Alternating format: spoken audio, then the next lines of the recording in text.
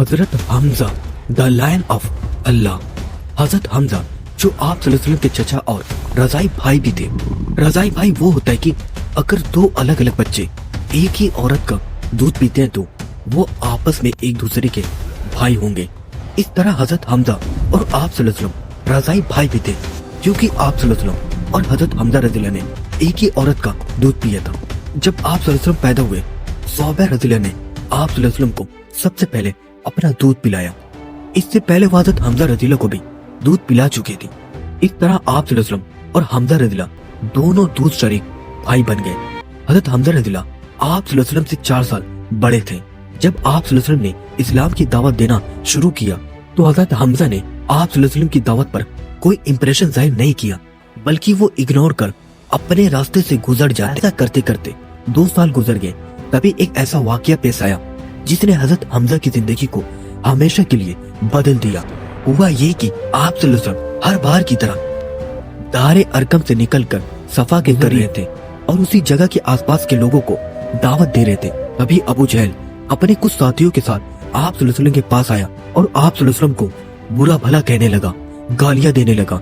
Even उसने आप सल्लल्लाहु अलैहि वसल्लम की दीन को भी बुरा भला कहा, बट आप सल्लल्लाहु अलैहि वसल्लम ने उस पर कोई रिएक्शन नहीं दिया और आप सल्लल्लाहु अलैहि वसल्लम अपना सर झुकाकर वहां से चले गए।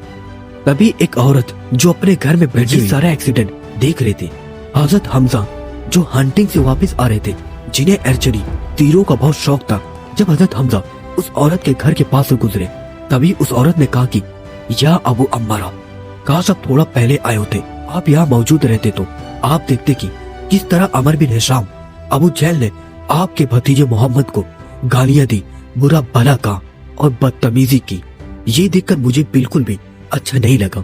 ये सुनकर हजरत हमजा बिल्कुल गुस्से में आ गए और सीधा अपनी कमान लेकर खाने काबा की तरफ बढ़ने लगे। अबू जहल अपने साथियों के साथ वहाँ बैठा हुआ था, आपकी बातों को बताते हुए हंस रहा था। तभी हमजा रज़ियल्लाहु वहाँ पहुँचते हैं और अबू जहल के सर पर कमान खींचकर मारते हैं। तू मेरे भतीजे मोहम्मद को गालियां देता है, मैं भी उन्हीं के दीन पर हूँ। जो कुछ वो कहते हैं मैं भी कहता हूँ। अगर तुझ में हिम्मत है तो मुझे भी गालियां देकर देख। इस पर बनी मखज़ूम के कुछ लोग अबू जहल की मदद के लिए खड़े होने लगे। तभी अबू जहल ने कहा कि नहीं, मैंने ही मोहम्मद को गालियां दी थी।